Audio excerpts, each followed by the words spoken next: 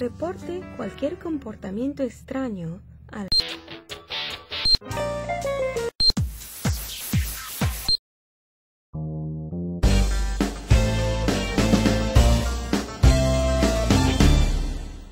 Hello, my name is Frederick Douglass, your host. Hello, my name is Booker T. Washington, your co-host. Welcome to another edition of Why Build Black Economics, sponsored by BlackUtopia.com.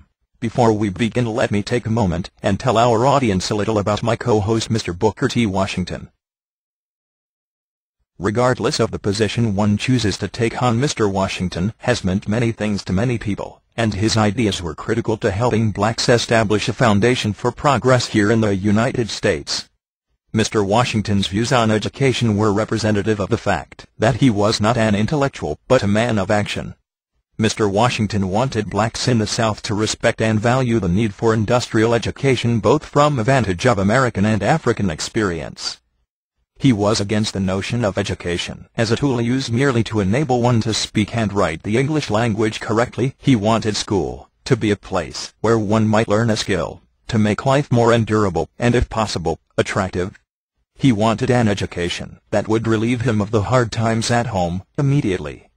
Mr. Washington, as he declares, learned early in his life and noticed that those who were considered educated were not that far removed from the conditions in which he was residing. Therefore, he disagreed with the post-emancipation ideologies of blacks who believed that freedom from slavery brought freedom from hard work. Moreover, education of the head would bring even more sweeping emancipation from work with the hands. He did not want his black people to be ashamed of using their hands, but to have respect for creating something and a sense of satisfaction upon completion of that task. Thank you, Mr. Douglass, for that wonderful introduction, and I am honored to be your guest.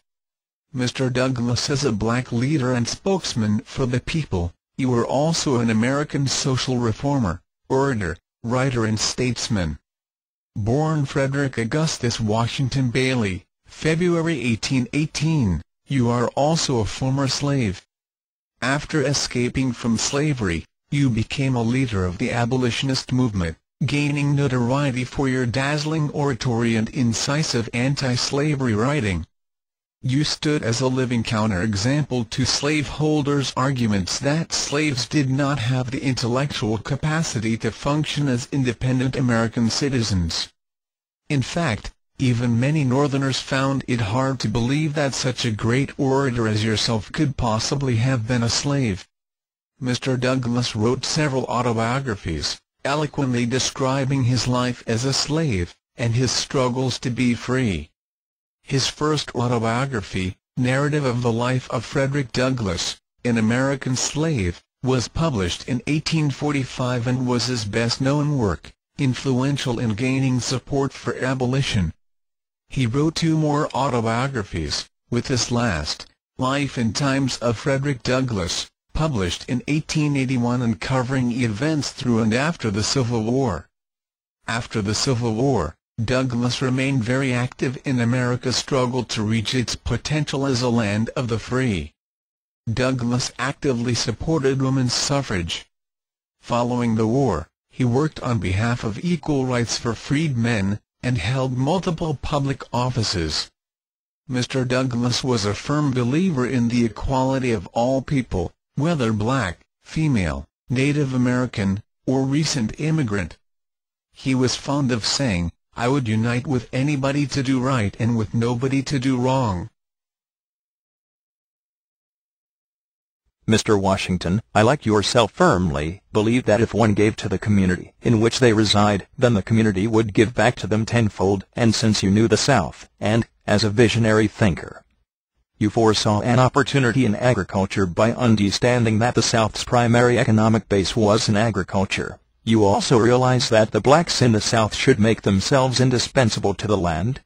To do this, they needed to be trained, and your focus was to make the training they needed available at an affordable cost. You gave to the black community, and your ideas were genius and ran rampant throughout the South.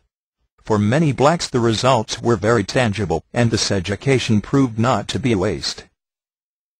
Yes, for blacks to rebuild their communities they must first begin the process of rebuilding on the notion of what is community. This is an important question because each generation that passes through time failed to take pride in our rich heritage, which is the foundation of the black community. From slavery to the White House and as a nation of black people, you have made great strides towards economic equality. However, the failure to support black business as a nation fails to empower black business within your communities. This will always be the barrier to real economic empowerment and other business opportunities that can be created when you begin to harness much of the power of your dollar. When you begin to think this way, you also help to establish a path for community change. The power of change is in your hands. Mr. Washington, given your knowledge of agriculture, what suggestions do you have for this generation, which is facing blighted neighborhoods, lack of meaningful jobs and lack of economic opportunity? Urban farming is a great beginner. If black people are to change the conditions of their community, then they must realize and take advantage of every opportunity available to them. There are a tremendous amount of vacant lots within urban community that can be fertile ground for new businesses, but this will require commitment, vision, hard work and prayer. Mr. Washington, I could not agree with you more. Slavery taught my generation how to work the land. Your generation used these skills to bring about economic empowerment in the South. Now it is up to future generations to seek opportunities within their communities, particularly in northern cities, where there is an abundance of available land. Mr. Douglas, may I impose a question to you? As someone that has been a spokesperson for the rights of black people, what do you suggest as a way of rebuilding declining black communities in America today? Be black, think black, and buy black, and everything else will take care of itself. You see, black people must begin to harness much of the power of their dollar by supporting black business. On the other hand, black business owners must begin pooling their resources, whereby they begin to create black business districts and associations that can provide the goods and services that black consumers are in need of.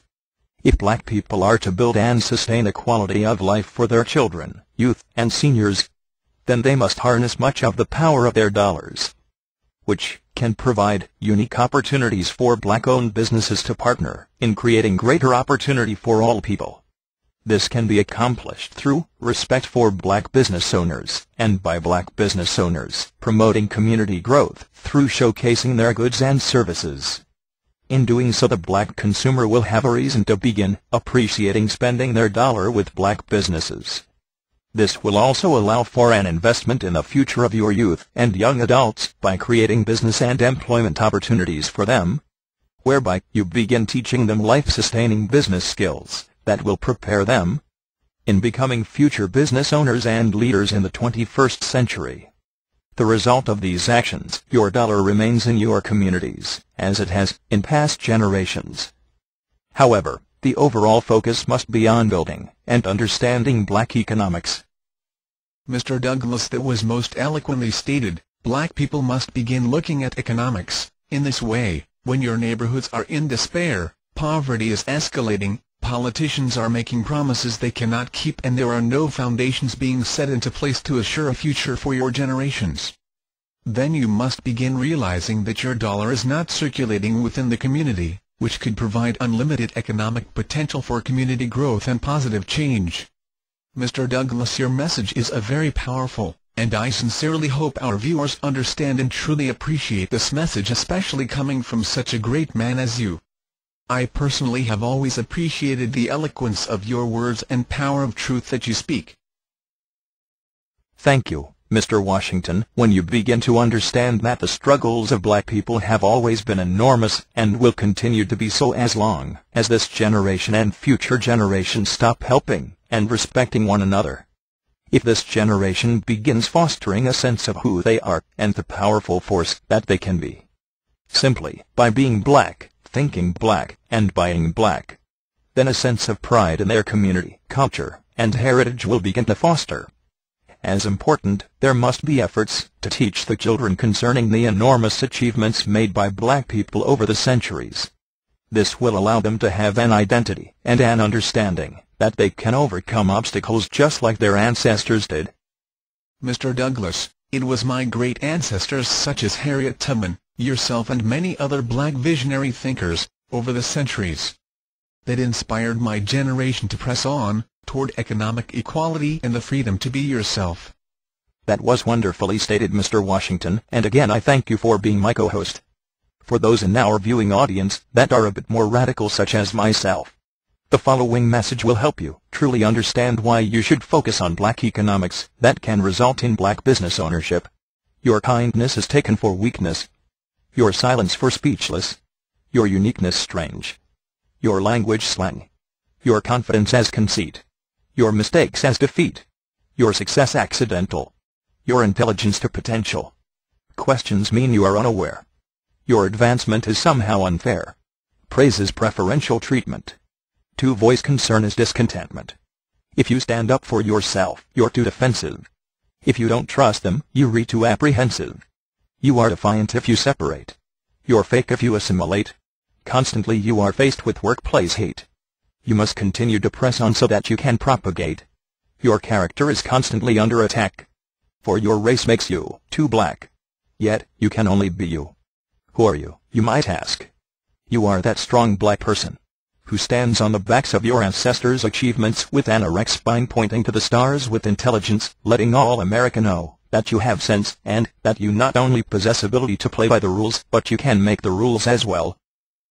Mr. Douglas, I agree with you wholeheartedly, and with your permission I would like to add that without an education and skills it is almost impossible to live a life that is rewarding. Well, Mr. Washington, on that note, I would like to thank you for being my co-host, and I want to especially thank our viewing audience for visiting blackutopia.com. Mr. Washington, do you have any final words that you will like to leave with us? Yes, as this generation has celebrated the election of this nation's first African-American president, let them not forget the struggles and sacrifices that many great black men and women had to endure in an effort to achieve this very notable accomplishment. Always keeping in mind that his task of leading this nation back to prosperity is an incredible challenge even under the best of circumstances.